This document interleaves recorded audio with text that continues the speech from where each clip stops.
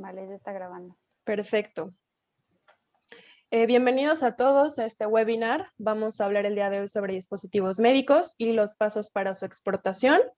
Si tienen preguntas, escribiéndolas en el chat. Posteriormente las veremos en una sección de las preguntas que veamos más frecuentes.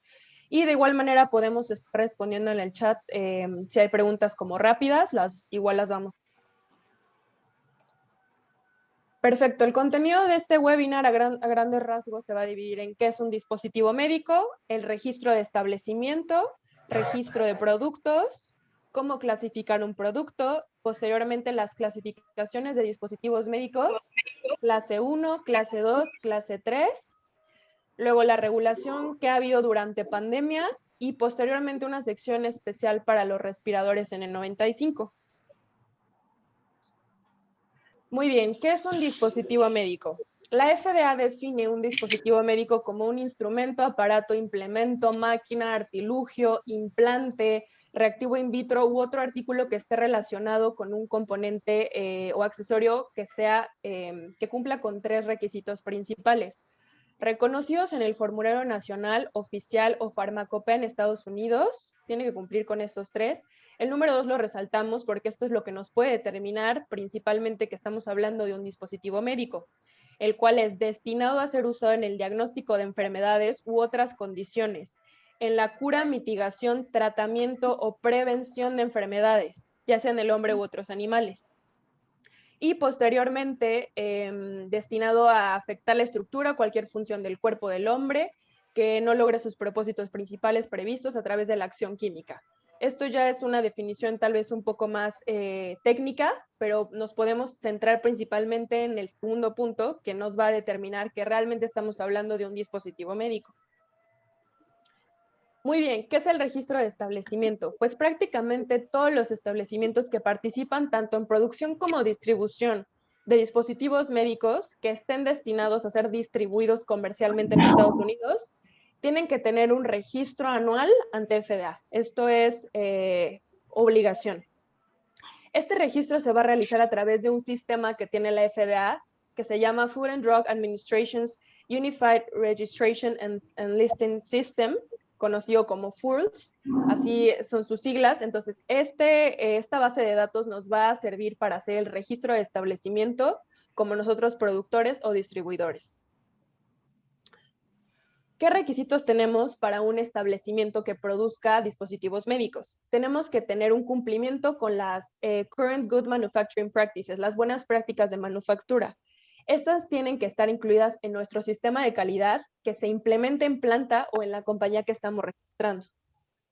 Posteriormente tenemos que contar con reportes de corrección o retiro de producto.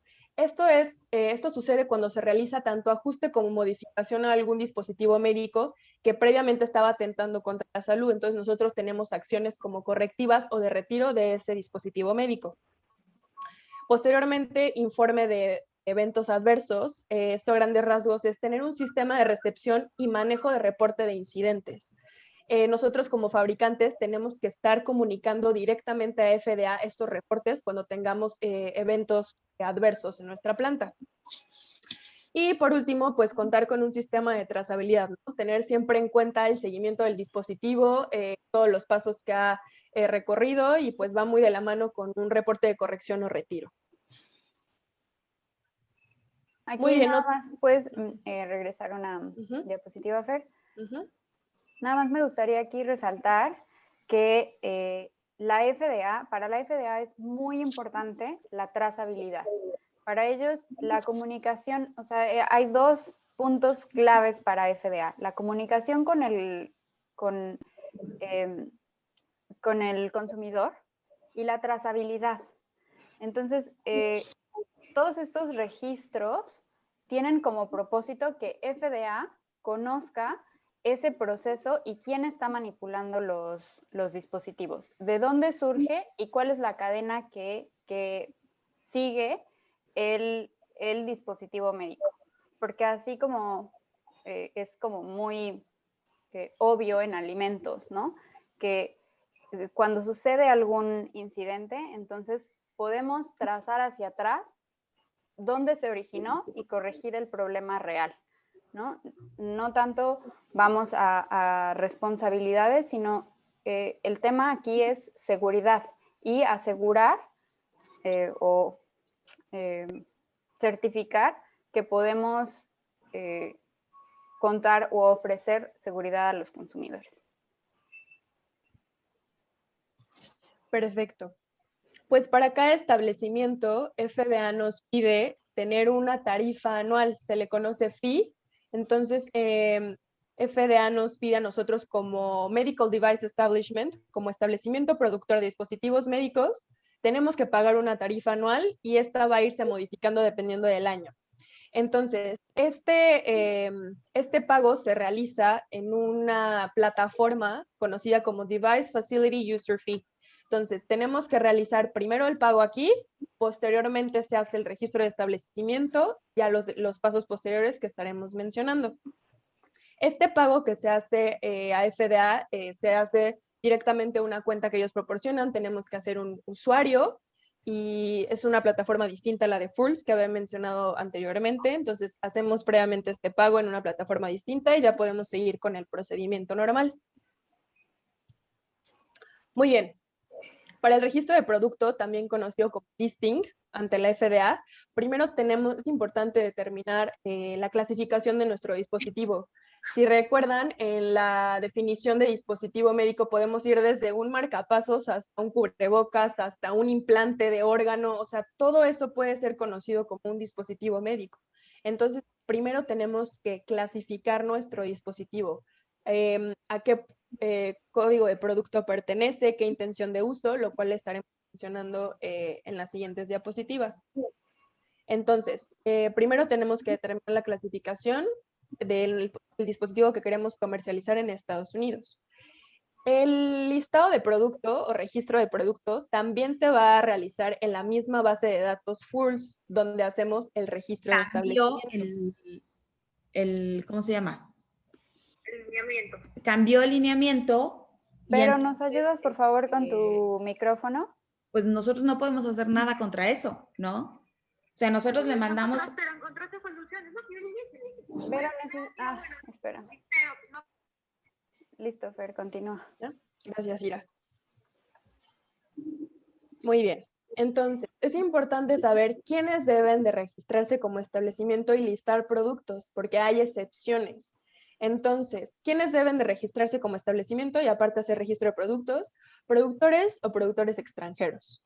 Esterilizadores. Esterilizadores me refiero a, por ejemplo, hay batas de carácter de aislamiento o quirúrgicas que llevan procesos de esterilización. Entonces, esas compañías que nos apoyan a hacer este proceso de esterilización también tienen que estar registrados. Exportadores extranjeros, reetiquetadores o reempaquetadores, remanufacturadores o productores de accesorios o componentes. Sin embargo, es importante tener en cuenta que los productores de componentes que se distribuyen para la producción final de un dispositivo no realizan ninguno de los registros previos. Es decir, si yo soy un productor que vendo una pieza o un componente para fabricar un cubrebocas, por ejemplo, N95, yo no voy a registrarme, ¿ok? Únicamente si yo soy el productor del extranjero, el exportador, el reetiquetador, pero si yo proveo partes para fabricar un dispositivo médico, yo no tengo la necesidad de registrarme ni del producto. En esta tablita que vemos a la derecha, también como que tratamos de ubicar de manera como más visual si necesitamos registro de instalación y de producto. Entonces, básicamente lo que les mencioné ahorita, fabricante y maquilador registran instalación y registran producto. Pero si soy importador inicial, si como compañía estoy importando, hago un registro de instalación, pero no tengo que hacer ningún registro de producto. Posteriormente, fabricante de componentes que no se venden como producto final, la excepción que les mencionaba, ninguna de ambas, ni instalación ni de producto. Y distribuidor que no importa el producto final, tampoco necesita registro ni de instalación ni de producto. Muy bien, para llevar a cabo todo el proceso de exportación y comercialización en Estados Unidos, es muy importante tener un agente estadounidense, US Agent, agente aduanal de Estados Unidos. Entonces, todos los establecimientos que estén dedicados tanto a producir como preparar, distribuir o procesar algún dispositivo médico tienen que tener un agente aduanal estadounidense asignado. Cada establecimiento tiene que tener únicamente un agente, un US agent, ¿ok? Entonces, a grandes rasgos, ¿qué hace un US agent? ¿Cuáles son las funciones de esta entidad o que nos va a estar apoyando a hacer como las comunicaciones? Pues básicamente lo que dice ahí, ¿no? Ayudar a FDA en comunicaciones con un establecimiento extranjero. Básicamente el US agent es como esa comunicación, como canal entre FDA y el establecimiento. Es el que nos va a estar apoyando con toda esa parte de proceso, comunicación y documentación. Posteriormente, ayudar a FDA a programar inspecciones del establecimiento extranjero, porque es importante recordar que si somos un establecimiento registrado ante FDA, FDA en cualquier momento puede realizar inspecciones a nuestra planta. Por eso les mencionaba previamente los requisitos para ser un establecimiento registrado. Tenemos que cumplir con el sistema de trazabilidad, las buenas prácticas de manufactura, de retiro, corrección, porque FDA en cualquier momento puede auditarnos. Entonces, también nosotros como US Agent vamos a hacer como esa parte de programar inspecciones. Posteriormente, si la FDA no puede comunicarse con el establecimiento extranjero de manera rápida, porque pueden haber notificaciones que se tienen que leer o atender inmediatamente, estos documentos la FDA los puede proporcionar al agente aduanal estadounidense, al US Agent. Y esto es lo mismo, o sea, tiene el mismo peso que si estos documentos se pasaran directamente al establecimiento. Es decir, el US Agent puede ser totalmente corresponsal de estos documentos. Aquí nada más me gustaría enfatizar dos cosas, lo que dice Fer, ¿no? Este agente es la persona que va a hacer el contacto en las comunicaciones con FDA, o sea, es una persona designada dentro de Estados Unidos para que FDA siempre pueda tener comunicación con el establecimiento. Esta figura es importante que conozca las regulaciones de FDA para que pueda hablar el mismo idioma con ellos. Sin embargo, no tiene, digamos, responsabilidades intrínsecas, ¿no? Y no incluye o no se encarga de los temas arancelarios, ¿no? Que es la parte como tal de exportación. Es básicamente comunicación ante FDA. Y aquí vemos también lo de las inspecciones antes de que se nos asusten. Las inspecciones son aleatorias. Cualquier establecimiento registrado ante la FDA es sujeto a inspecciones. Por el momento, por la pandemia, no se están haciendo inspecciones y en general son, o digamos que por experiencia les podemos decir que son raras, ¿no? O sea, puede ser que tal vez los auditen en 2 años o que tal vez en 6 años nunca los auditen, ¿no? Y cuando vaya a haber una inspección, FDA nos avisa con tiempo, con suficiente tiempo, digamos 2-3 meses antes de hacer la inspección, entonces podemos hacer todavía la preparación de la auditoría, pero sí es importante que ustedes mantengan como los récords y que graben todas estas medidas que toman para buenas prácticas de manufactura, seguimiento de reportes y todo esto que ya mencionó Fer. Gracias, Ira. Ok, ¿cómo podemos clasificar un producto? Aquí ya para poder hacer como el proceso de listado y todo eso es importante primero saber cómo vamos a identificar nuestro producto. Entonces tenemos 2 factores principales. Número 1, la intención de uso. La intención de uso va a estar determinada por nuestro productor o fabricante del producto de dispositivo médico. La intención de uso va a ser como básicamente cuál es el campo a donde estamos dirigiéndonos. ¿Qué va a soportar nuestro dispositivo médico? ¿Para dónde estamos dirigiéndonos? ¿Qué nivel de riesgo estamos abarcando dispositivo médico que vamos a comercializar? Posteriormente, las declaraciones o claims. Las declaraciones o claims es básicamente todo lo que podemos encontrar que va dirigido al consumidor, al cliente final, ¿no? O sea, tengo tal porcentaje de filtración de partículas, tal porcentaje de filtración de bacterias, todo eso que va como mensajes dirigidos al consumidor de mi producto, todo eso son claims. Ambas requerimientos van a estar, se pueden observar tanto en etiqueta como en etiquetado. Es importante mencionar que etiqueta y etiquetado son dos conceptos distintos. Etiqueta es prácticamente el sticker, el papel que va a ir siempre en nuestro dispositivo médico, ya sea en la caja, en el paquetito, en el envase, donde sea, es esa etiqueta, ese sticker que va a mencionar y a definir qué producto estamos comercializando.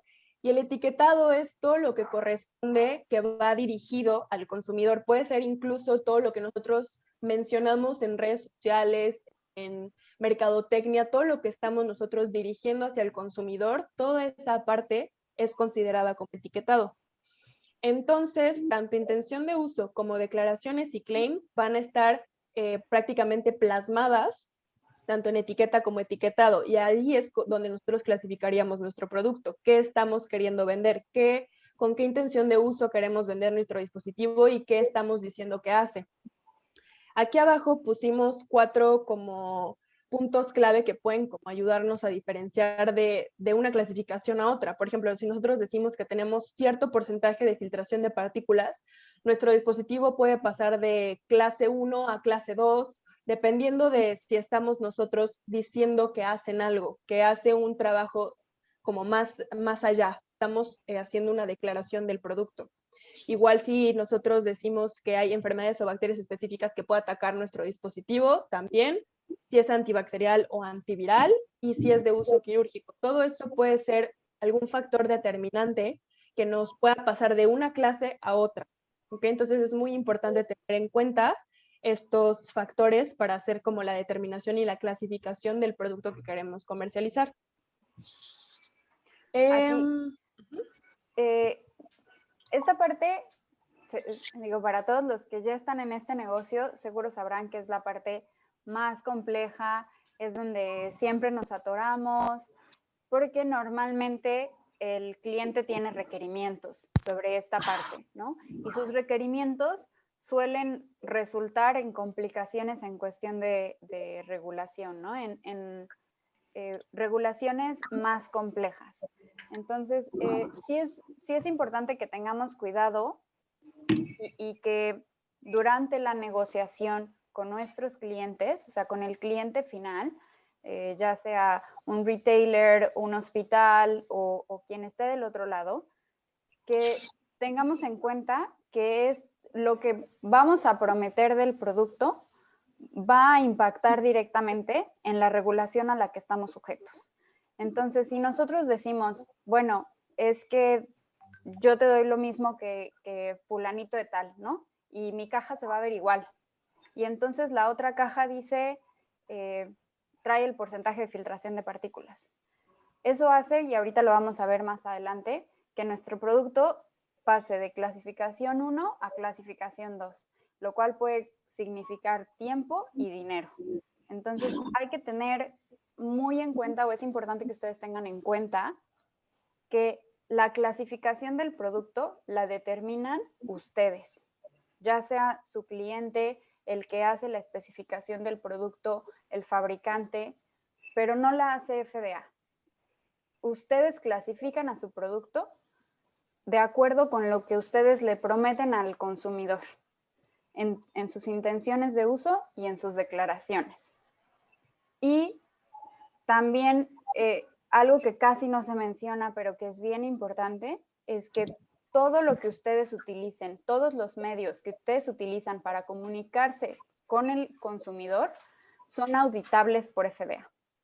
Entonces, si ustedes tienen en su etiqueta, le quitaron el antibacterial y lo registraron como un clasificación 1, y en su página o en su Facebook pusieron que es antibacterial, tache, va para atrás, es clasificación 2.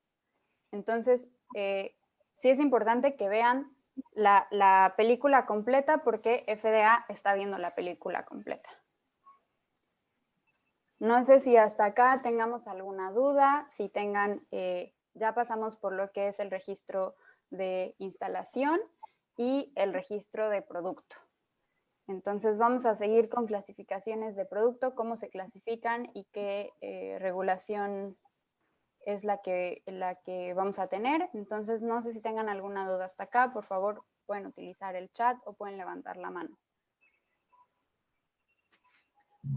Vale, pues en FDA hay José David. Y yo tengo una pregunta. Adelante. Nosotros, digo, ahorita con lo de la clasificación, tenemos un producto que cumple con varias, pues varias cualidades de las que ahorita se mencionaron de alguna manera. ¿Cómo puedo determinar qué tipo de producto es? Sobre todo, porque nosotros ya tenemos presencia en Estados Unidos. Y el punto es el enfoque hacia el consumidor. O sea, yo no puedo poner, lógicamente, un producto, que mi producto es quirúrgico, aunque cumple con la especificación, ¿no? Pero ¿qué información sí puede ser válida para el consumidor, en este caso? Porque, bueno, en el caso de la filtración tenemos una prueba inclusive clínica de cubrebocas, en el cual cumple con una filtración, pues, superior, creo que a lo que encontramos ahora en el mercado. O sea, sí tenemos la prueba científica de alguna manera que avala lo que decimos del cubrebocas, ¿no? O sea, lo podemos sustentar de alguna manera y ante FDA, si nos auditara, pues lo podemos comprobar de alguna manera, ¿no? Pero ¿qué es válido para el consumidor en Estados Unidos que se pueda al final del día poner en un etiquetado, ¿no? Y muchas gracias por tu pregunta. Creo que sí es algo súper importante mencionar. Para FDA igual es, o normalmente FDA nos pide que validemos la información que estamos comunicando. Ustedes pueden poner lo que ustedes quieran en su etiqueta, en su comunicación. Pueden comunicar lo que quieran, pero en base a lo que ustedes pongan en esa comunicación, se va a determinar la clase de su producto y por lo tanto la regulación a la que está sujeta y tiene que ser comprobable, ¿no? Científicamente comprobable. Si yo digo, elimina la mayor parte de bacterias, ¿cómo sostengo que eso es cierto? O cosas como preferido por la mayor, por 9 de cada 10 doctores en Estados Unidos. Ese tipo de declaraciones, vaya, si lo puedes sostener, mis respetos, ¿no? Pero en general, ese tipo de declaraciones, o sea, lo que busca FDA es que tu comunicación con el consumidor sea específica y sea adecuada y no sea confusa. Que no intentes hacer marketing para confundir al consumidor en comprar tu producto cuando no puedes sustentar científicamente o cuando no es cierto lo que estás declarando. No sé si eso responde tu pregunta. Sí, muchas gracias. Y justo, creo que aquí ese es todo el tema con etiqueta y etiquetado y intenciones de uso. De hecho, si puedes regresar al anterior, Fer, porque seguimos en este tema. Como decíamos al principio, para FDA lo más importante es la seguridad del consumidor. FDA no es Hacienda, no es, vaya, es una agencia federal, pero la función de FDA es procurar la seguridad del consumidor. Entonces, toda la regulación que se genera, todos los requerimientos y toda la comunicación que hace FDA es en pro de procurar la seguridad del consumidor. Si ellos sienten que ustedes están siendo engañosos, que ustedes están haciendo malas prácticas para intentar cortar parte de la trazabilidad, ¿no? Escondiendo alguno de los pasos, alguna de las empresas involucradas, entonces entramos en problemas. si ustedes son certeros con su comunicación y son transparentes, digamos certeros con la comunicación ante el cliente y transparentes con la comunicación ante FDA, no va a haber ningún problema ni les van a tener que poner peros. De hecho, nada más, digo, una segunda duda que me surge en este momento es, aquí puedo decir una cosa en el último punto que traemos, de la información, dice uso quirúrgico. O sea, en el tema, nosotros tenemos un cubrebocas que tenemos materiales, lógicamente, con ciertos certificados de calidad y ciertas características que a lo mejor nos podrían poner en ese nivel de uso quirúrgico.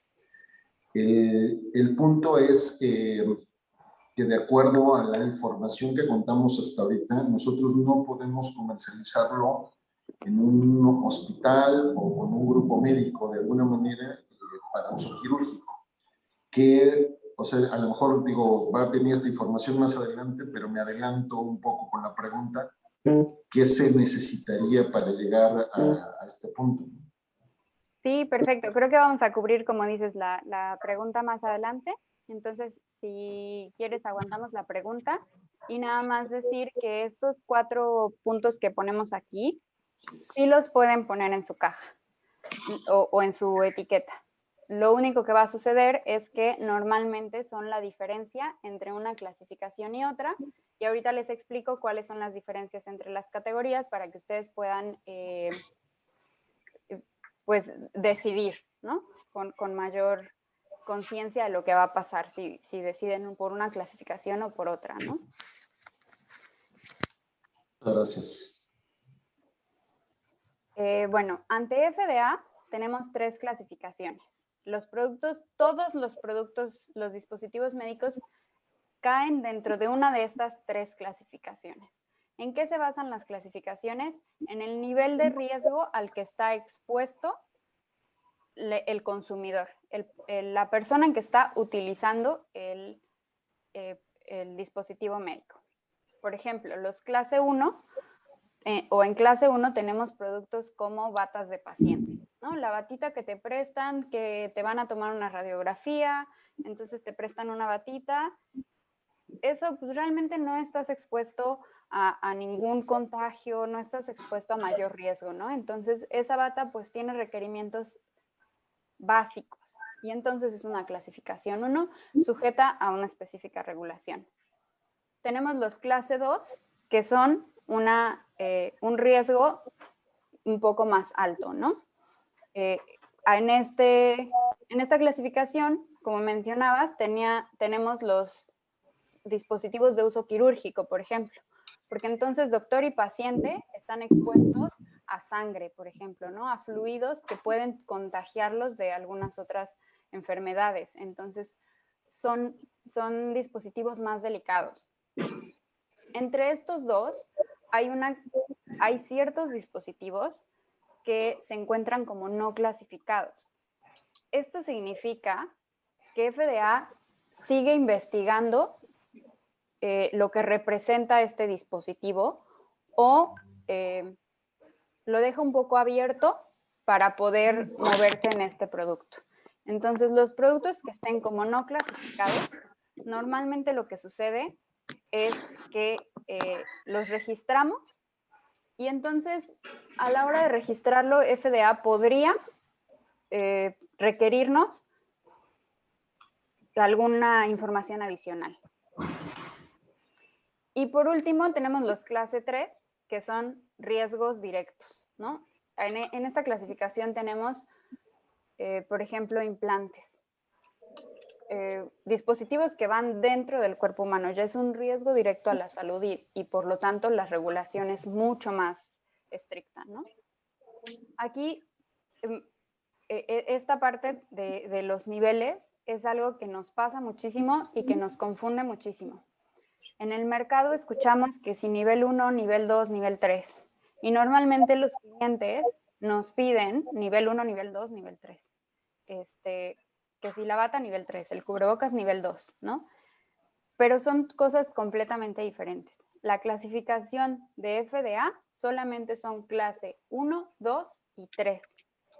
Los niveles corresponden a estándares hechos por la ANSI en conjunto con la AAMI, que son la American National Standards Institute y la Association of the Advancement of Medical Instrumentations. ¿Ok? En pocas palabras, lo que estas instituciones hacen son estándares, son simplemente una serie de metodologías que vamos a seguir para que nuestro producto cumpla con ciertas especificaciones, como filtración de partículas, como flamabilidad. Entonces, estos niveles, aunque están de cierta manera relacionados con las clasificaciones, no se refieren a lo mismo. Un nivel 1 no es necesariamente, o más bien un nivel 2 no es necesariamente un clase 2. La clasificación depende de las declaraciones que hagamos del producto. Los niveles son niveles específicos o más bien de especificaciones físicas de nuestro producto. ¿Vale? Siguiente, por favor. Bueno, pues los clase 1. Los clase 1 solamente están sujetos a registrar el producto. Lo único que tenemos que hacer es decirle a FDA, yo fulanito de tal, estoy produciendo producto fulanito. Ahora, el registro de producto se hace por categoría, no específicamente por producto.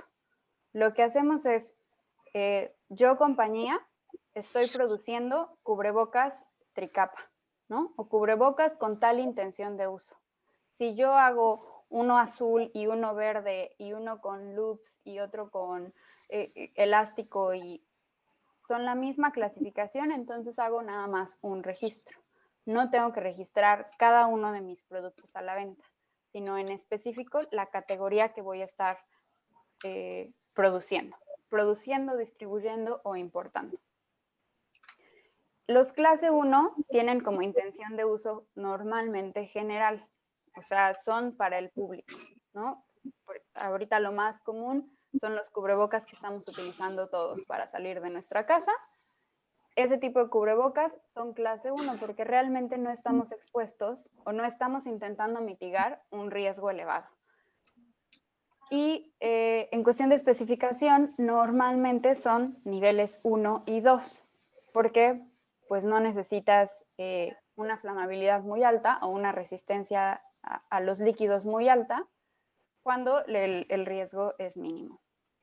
Siguiente, Fer.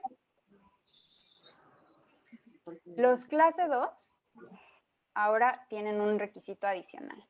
Y aquí me gustaría hacer énfasis en algo que nos confunde a todos. Y es el lenguaje de FDA en cuestión de registros. Es súper importante que ustedes tengan en cuenta que FDA no certifica ningún producto ni ninguna compañía. No existe esta palabra de certificado por FDA. Eso es un mal uso y denota falta de conocimiento sobre la regulación. Entonces, si a ustedes les prometen, es que mi producto o yo te voy a maquilar certificado por FDA, o si sus clientes les piden, quiero que esté certificado, eso es incorrecto, eso no existe. Entonces, necesitamos ser más específicos porque también la palabra que utilicemos va a denotar lo que necesitamos hacer. En este caso, primero hacemos un registro. El registro como tal, como la palabra lo dice, es únicamente un registro. No requiere ni implica ninguna revisión, ni autorización, ni nada que se le parezca por parte de FDA. Está en el sistema y puede que FDA ni siquiera haya visto tu registro. Ellos tienen seguimientos muy específicos, pero es únicamente un registro. Ahora, los clase 2 pasan a una autorización que se llama Pre-Market Notification 510K. Todo el mundo lo conocemos como el famoso 510K que nos trae locos y es nuestro dolor de cabeza. Esto es una autorización. ¿Qué implica este 510K? tenemos que decirle a FDA específicamente qué estamos produciendo, cómo lo estamos produciendo y qué especificaciones está cumpliendo nuestro producto, con certificados en mano, ¿no? Hay aquí algunos como cuestiones que podemos utilizar, ¿no? En caso de que no tengan en la mano sus análisis, pero en general el producto tienen que comprobarle a FDA que el producto cumple con esas especificaciones de seguridad, porque estamos hablando ya de un riesgo medio a elevado. Entonces, para poder asegurar o procurar la seguridad del consumidor, FDA necesita autorizar que efectivamente tu producto cumple con esas especificaciones. En esta clasificación tenemos todo el material quirúrgico. Todo lo que diga quirúrgico es clase 2. En esta clasificación tenemos ya cualquiera de esas 4 declaraciones que hablamos antes. Si ustedes prometen filtración de partículas o si prometen que es específicamente contra COVID o contra una bacteria específica, una enfermedad en específico, clase 2. Entonces pasamos del solo el registro a necesitar una autorización explícita. ¿Cuándo tenías pensado ¿Me apoyan con micrófonos, por favor? Es una de la FDA. No sé. Les voy a poner mudo a todos porque no sé no sé dónde está viniendo el sonido.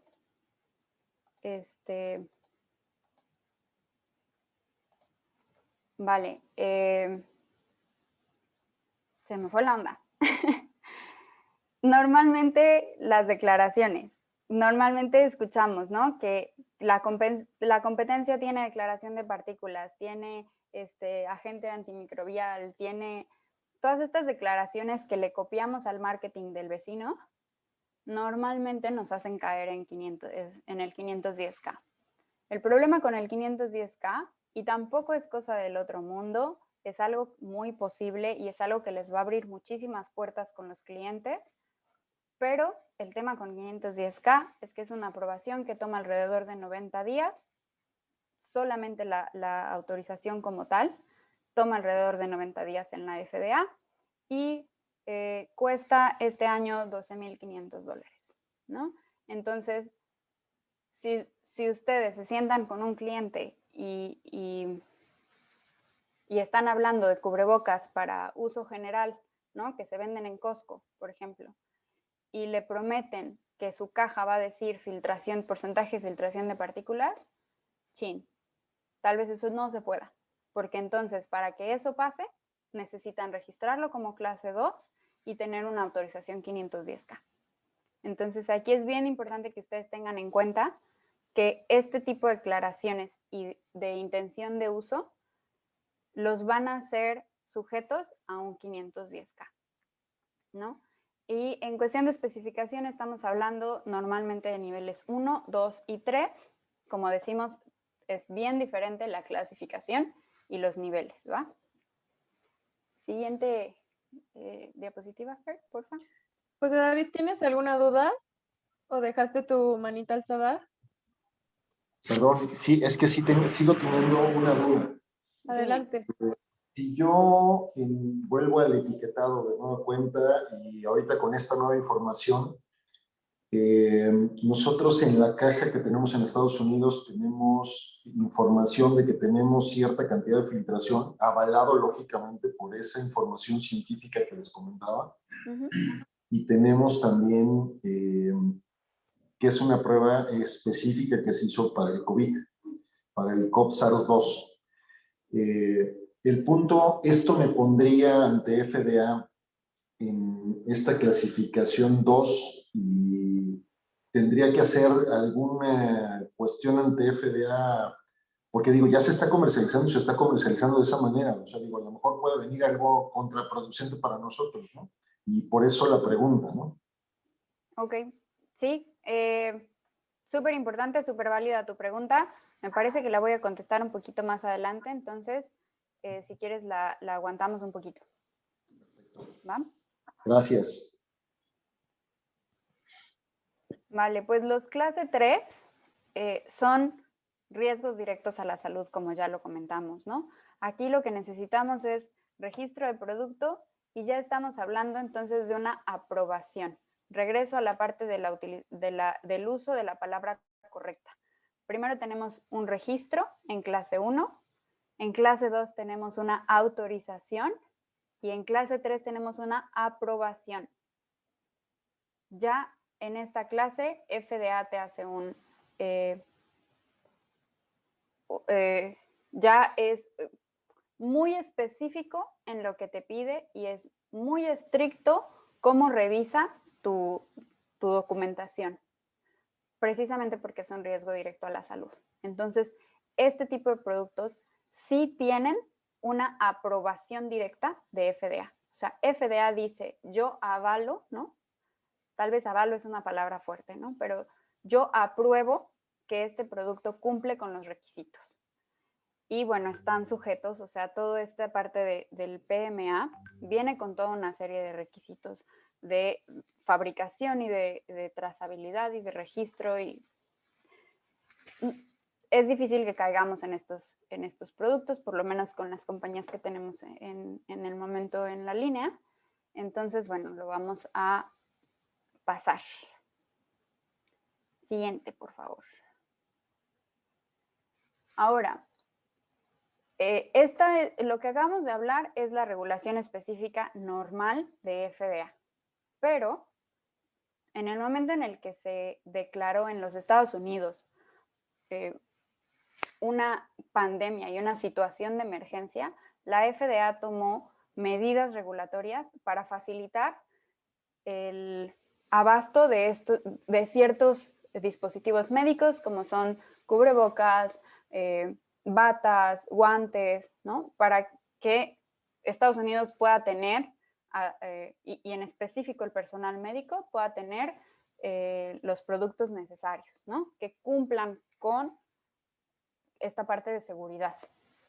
Entonces, la FDA nos está ofreciendo dos alternativas. No todos los productos cuentan con las dos. No todos los productos cuentan con alguna de las dos. Habrá productos que no tengan esta opción y entonces tenemos que ir por el camino normal, ¿no? Pero por el momento, FDA emitió documentos que se llaman políticas temporales de cumplimiento. En estos documentos, FDA dice tal cual que no tiene la intención de oponerse a la distribución o uso de estos dispositivos, aun cuando no cumplan con el registro, con el listado o con la aprobación necesaria. Es por eso que ustedes ahorita pueden tener su producto en Estados Unidos siendo comercializado y la FDA no les ha dicho nada, ¿no? Porque efectivamente ellos lo que dicen es, no me voy a oponer a que lo comercialices. Ahora, si lo aprobé, si es seguro o no, eso quién sabe.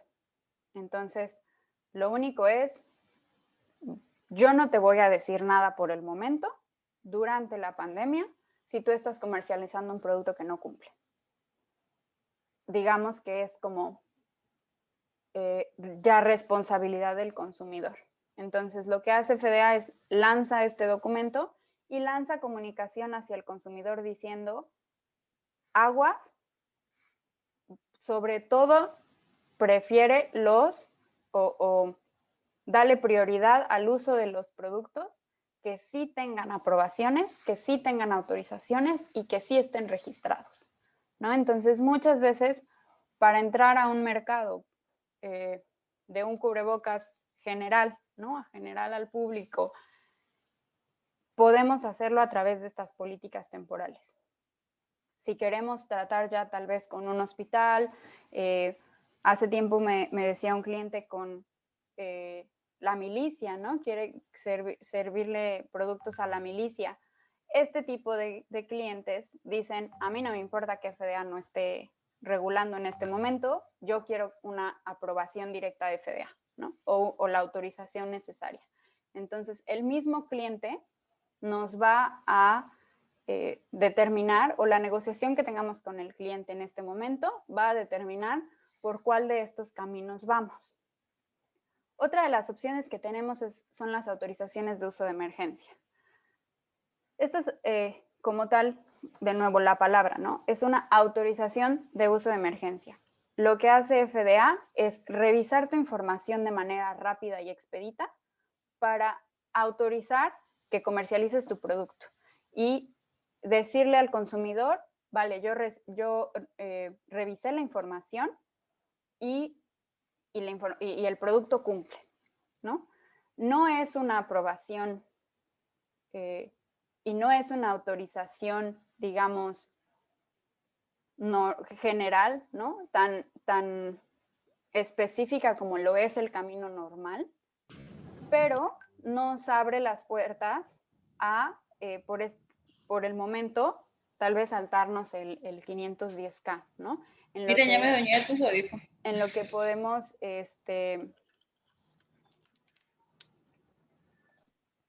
en lo que podemos levantar el negocio, ¿no? Eso es lo que nos ofrece.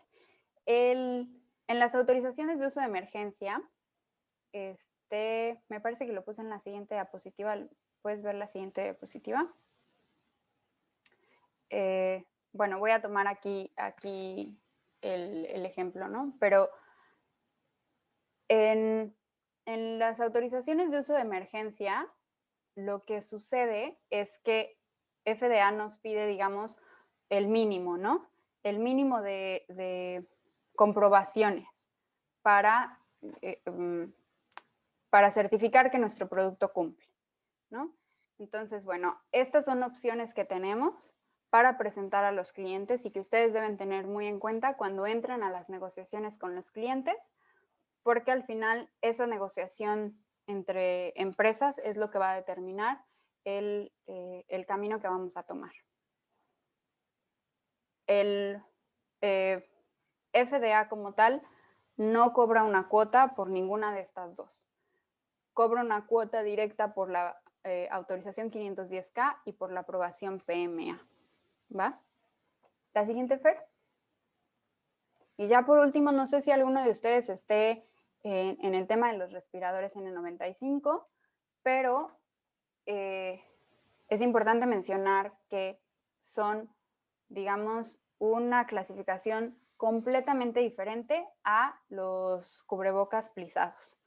Este tipo de cubrebocas, de hecho, se llaman respiradores o se denominan respiradores. ¿Reina? Nada más te quería comentar que vamos sobre tiempo. Sí. Ya es la última diapositiva y terminamos. Sesión de preguntas y respuestas. Gracias. Sí. Este tipo de respiradores son monitoreados por también el Instituto Nacional de Salud Ocupacional y pueden no ser dispositivos médicos. Esto igual depende de las declaraciones. Inclusive los cubrebocas triplizados pueden no ser dispositivos médicos si nosotros no estamos declarando, digo, eso es poco común, pero si nosotros no declaramos que son específicamente para un uso de mitigación de una enfermedad, ¿no? Y en este caso, el EUA, por ejemplo, nos permite hacer la certificación en Estados Unidos o utilizar nuestra certificación de la NOM 116 para validarla en Estados Unidos. Y bueno, eso es todo de mi parte. Efectivamente ya nos fuimos sobre el tiempo. Puedes pasar a la siguiente, Fer. Nada más para comentarles que tenemos estos webinars que vienen a continuación. Bueno, también tenemos el webinar de preguntas frecuentes del FSVP. No sé, Fer, si aquí quieras comentarlo un poquito más a detalle. Sí, también tenemos la plataforma de cursos online de Ciálicos. Si en algún momento quieren explorarla, tenemos cursos desde regulación de México hasta regulación en Estados Unidos. Entonces ustedes pueden explorar, esta es la página web. Y vamos a tener próximamente un webinar de preguntas frecuentes del FSVP. es el Foreign Supplier Verification Program. Entonces, ya tuvimos un webinar previo, entonces aquí vamos a responder como las preguntas, es el 4 de marzo. Y también vamos a estar publicando próximamente un ebook sobre medical devices, dispositivos médicos. Aún no tenemos fecha tal cual, pero vamos a estar próximamente ya publicándolo para que estén al pendiente. Listo. Eso es todo de nuestra parte. No sé si contestamos sus preguntas o si alguien más quiere hacer alguna otra pregunta. Gracias, Alberto.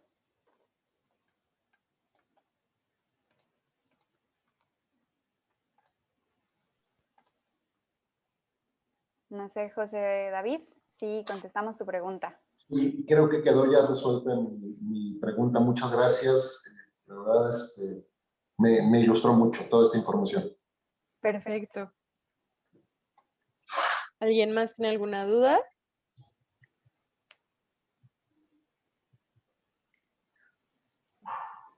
O no se entendió o se entendió muy bien y nadie tiene dudas. No, para mí todo quedó muy claro. Muchísimas gracias y esperamos información sobre el ebook y los próximos cursos. Perfecto. Muchas gracias. Gracias. A ustedes. No sé si pasas a la última, Fer. Aquí tienen nuestros datos de contacto. Si surge alguna duda, si necesitan ayuda con algo, pues nos pueden contactar, ya sea que lo manden directamente a contacto o, a contacto o directamente a Fer y a mí. Igual aquí Betty en el chat nos compartió un formulario que es de satisfacción. Entonces, si nos ayudan con el formulario para saber qué oportunidades de mejora tenemos, qué hicimos bien y qué hicimos mal. Muchas gracias a todos. Gracias, buen Al día. contrario, gracias a ustedes. Igualmente. Buen día. Buen día.